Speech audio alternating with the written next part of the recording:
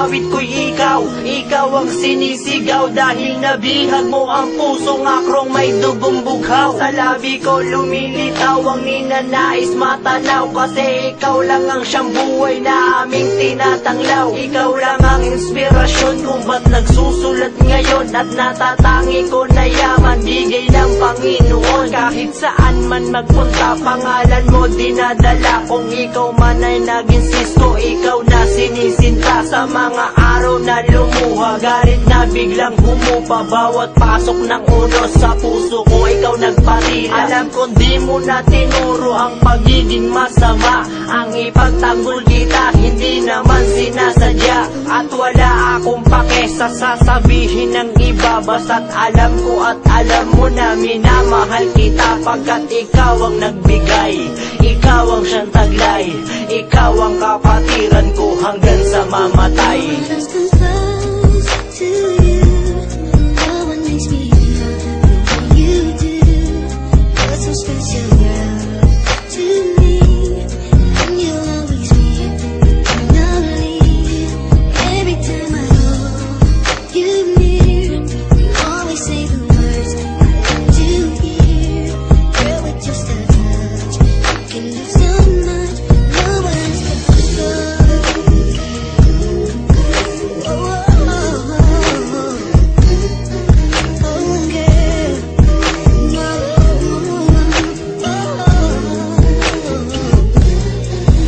At sa buhay kong ito, isa ka sa pinakamahalaga.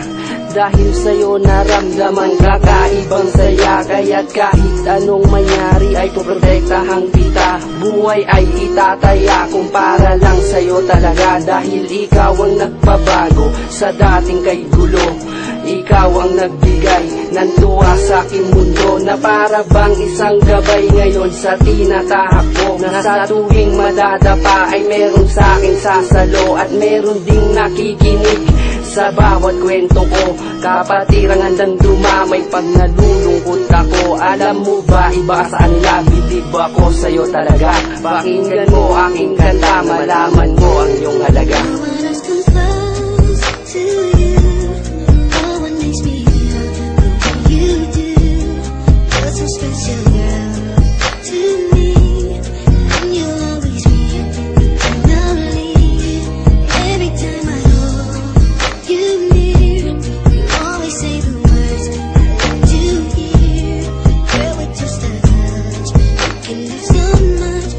Nakakamiss naman kasi ang mga halakhakan, ang sigawan at kamayan sa pinupuntahan. Di man ganun kalawak ang nasa sakupan, ito ang alpakaparo, sigaw mo na pangalan. Hanggang sa aking pagtanda, umabot man ng kay tagal. Kahit kunin na ng may kapal, mananatili kang mahal. Dahil ikaw ang kapatiran kong nagmistulang gabay. Ikaw rin ang nagbigay ng karangalan kong taglay. Kaya't pinapangako ko at magpakailanman, mananatili ka sa puso ko't hindi mahihilay. Nung mga araw na sa dahon tayo brad nagsisikain, at pag may nagustuhan isa-isang nagsisiamin. Pinaliwanag sa magulang ang bawat hadikain, ang respeto matupad at inyong mga mithiin. Heto na nga pala ang mga oras na kay tagal ko nang hiling, ang pasasalamat namin kahit sa konting narating.